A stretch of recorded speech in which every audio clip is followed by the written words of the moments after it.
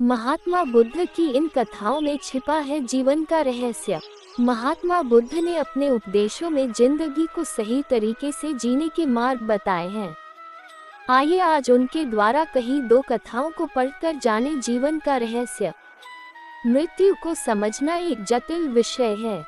जो इसे समझ लेता है वह जिंदगी के असली मायने जान जाता है। यही सवाल एक बार महात्मा बुद्ध के शिष्यों ने पूछा था कि आखिर शरीर त्यागने के बाद आत्मा की यात्रा कैसी होती है, वह क्या करती है और उसका क्या होता है। ये सवाल सुन महात्मा बुद्ध के चेहरे पर मुस्कुराहट आ गई।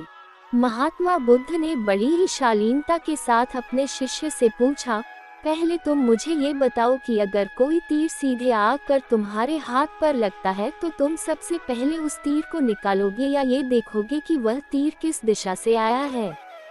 शिष्य ने कहा, निश्चित रूप में मैं सबसे पहले उस तीर को निकालूंगा, नहीं तो वह मेरे पूरे शरीर में जहर भर देगा।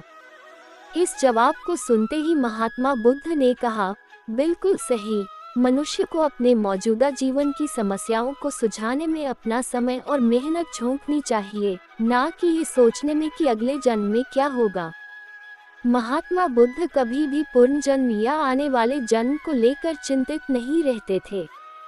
वह आज की बात करते हैं और उन्होंने अपने शिष्यों को भी वर्तमान में जीने की सलाह दी। एक बार महात्मा बुद्ध वृक्ष के नीचे बैठे ध्यान कर रहे थे। इतने में ही कुछ बच्चे वहां खेलते खेलते पहुंच गए और जिस पेड़ के नीचे बुद्ध ध्यान में लीन थे उस पेड़ के ऊपर पत्थर बरसाने लगे ताकि आम वृक्ष से नीचे गिर जाएं। तभी एक पत्थर महात्मा बुद्ध के सिर पर लग गया और उनके सिर से खून निकलना शुरू हो गया। लेकिन इस घटना के बाद महात्मा बुद्ध की प्रतिक्रिया और भी ज्यादा हैरान कर देने वाली थी। महात्मा बुद्ध रो रहे थे। उन्होंने बच्चों के कहा, तुमने इस वृक्ष को पत्थर मारा, उसने तुम्हें फल दिया, लेकिन जब ये पत्थर मुझे लगा तो सिवाय डर और भय के मैं तुम्हें कुछ भी नहीं दे सका। बुद्ध की इस बात में काफी गहराई थी कि इंसान जब डर और भयभीत होता है तो वह किसी काम का नहीं रहता। ऐसे में अपने मन से डर को बाहर निकालो और आगे बढ़ो। जीवन में हजारों लड़ाइयाँ जीतने से बेहतर स्वयं पर विजय प्राप्त करना है। यदि स्वयं पर विजय प्राप्त कर लिया तो फिर जीत हमेशा तुम्हारी होगी। इसे तुमसे कोई नहीं छीन सकता। बुद्ध कहते हैं कि इंसान जैसा सोचता है, उसकी सोच जैसी होती है वह वैसा ही बना जाता है। कोई मनुष्य बुरी सोच के साथ बोलता या काम करता है तो उसे कष्ट ही मिलता है। वहीं यदि कोई व्यक्ति शुद्ध विचारों के साथ बोलता या काम करता है तो उसे जीवन में खुशियां मिलती हैं। व्यक्ति कभी भी बुराई से बुराई को खत्म नहीं कर सकता। इसे खत्म करने के लिए व्यक्ति को प्रेम का सहारा लेना पड़ता है। प्रेम से दुनिया की हर बड़ी चीजों को जीता जा सकता है। भविष्य के बारे में सपने देखकर अभी से मत उलझो। भूतकाल के समय को याद करके पछताने से अच्छा है अपने वर्तमान में खुश रहो। खुश रहने का सबसे अच्छा तरीका यही है। जिस तरह से एक जलता हुआ दिया हजारों लोगों को रोशनी देता है, ठीक वैसे ही खुशियाँ बांटने से आपस में प्यार बढ़ता है। खुशियाँ बांटने से हमेशा बढ़ती हैं, कभी कम नहीं होती हैं। बुद्ध के अनुसार जंगली जानवर की अपेक्षा कपटी और दुष्ट मित्र से डरना चाहिए। जंगली जानवर आपके शरीर को नुकसान पहुंचा सकता है, लेकिन बुरा मित्र आपकी बुद्धि को नुकसान पहुंचाता है। एक बार भगवान बुद्ध अपने अनुयायियों के साथ किसी गांव में उपदेश देने जा रहे थे। उस गांव से पूर्वी मार्ग में उन लोगों को जगह जगह बहुत सारे गड्ढे खुदे हुए मिले। बुद्ध के एक शिष्य ने उन गड्ढों को देखकर जिज्ञासा प्रकट की, आखिर इस तरह गड्ढे का खुदे होने का तात्पर्य क्या है। बुद्ध बोले, पानी की तलाश में किसी व्यक्ति ने इतने गड्ढे खोदे हैं। यदि वह धैर्यपूर्वक एक ही स्थान पर गड्ढे खोदता तो उसे पानी अवश्य मिल जाता, पर वह थोड़ी देर गड्ढा खोदता और पानी न मिलने पर दूसरा गड्ढा खोदना शुरू कर देता।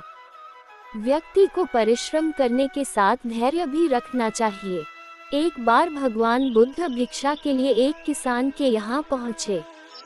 तथागत को भिक्षा के लिए आया देखकर किसान उपेक्षा से बोला, श्रमण में हल जोतता हूँ और तब खाता हूँ। तुम्हें भी हल जोतना और बीज बोना चाहिए और तब खाना खाना चाहिए। बुद्ध ने कहा, महाराज, मैं भी खेती ही करता हूँ। इस पर किसान को जिज्ञासा हुई और वह बोला, मैं न तो तुम्हारे पास हल देखता हूँ, न बैल और न ही खेती का स्थल। तब आप कैसे कहते हैं कि आप भी खेती ही करते हो? आप कृपया अपनी खेती के संबंध में समझाएं। बुद्ध ने कहा, महाराज, मेरे पास श्रद्धा का बीज, तपस्या रूपी वर्षा और प्रजा रूपी जोत और हल है। पाप भीरुता का दंड है, विचार रूपी रस्सी है, स्मृति और जागरूकता रूपी हल की फाल और पेनी है। मैं वचन और कर्म में संयत रहता हूँ। मैं अपनी इस खेती को बेकार घास से मुक्त रखता हूँ और आनंद की फसल काट लेने तक प्रयत्नशील रहने वाला हूँ। अप्रमाद मेरा बैल है जो बाधाएं देखकर भी पीछे मुंह नहीं मोड़ता है। वह मुझे सीधा शांति धाम तक ले जाता है। इस प्रकार मैं अमृत की खेती करता हूँ। भगवान बुद्ध का जब पाटलिपुत्र में शुभागमन हुआ तो हर व्यक्ति अपनी अपनी सांपत्तिक स्थिति के अनुसार उन्हें उपहार देने की योजना बनाने लगा। राजा बिंबिसार ने भी कीमती हीरे, मोती और रत्न उन्हें पेश किए। बुद्धदेव ने सबको एक हाथ से सहर्ष स्वीकार किया। इसके बाद मंत्रियों, सेठों, साहूकारों ने अपने अपने उपहार उन्हें अर्पित किए और बुद्धदेव ने उन सबको एक हाथ से स्वीकार कर लिया। इतने में एक बुढ़िया लाठी टेकते वहां आई। बुद्धदेव को प्रणाम कर वह बोली, भगवन, जिस समय आपके आने का समाचार मुझे मिला उस समय मैं यह अनार खा रही थी। मेरे पास कोई दूसरी चीज न होने के कारण मैं इस अधखाए फल को ही ले आई हूँ। यदि आप मेरी इस तुच्छ भेंट स्वीकार करें तो मैं अहोभाग्य समझूंगी। भगवान बुद्ध ने दोनों हाथ सामने कर वह फल ग्रहण किया। राजा बिंबिसार ने जब ये देखा तो उन्होंने बुद्धदेव से कहा, भगवान, क्षमा करें, एक प्रश्न पूछना चाहता हूँ। हम सबने आपको कीमती और बड़े बड़े उपहार दिए जिन्हें आपने एक हाथ से ग्रहण किया, लेकिन इस बुढ़िया द्वारा दिए गए छोटे एवं जूठे फल को आपने दोनों हाथों से ग्रहण किया, ऐसा क्यों? ये सुन बुद्धदेव मुस्कराए और बोले, राजन, आप सबने अवश्य बहुमूल्य उपहार दिए हैं, किंतु ये सब आपकी संपत्ति का 10वां हिस्सा भी नहीं है। आपने ये दान दीनों और गरीबों की भलाई के लिए नहीं किया है, इसलिए आपका ये दान सात्विक दान की श्रेणी में नहीं आ सकता। इसके विपरीत इस बुढ़िया ने अपने मुंह का कौर ही मुझे दे डाला है।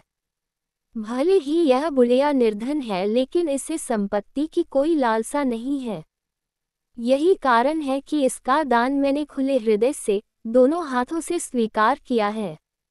Please don't like and subscribe my channel.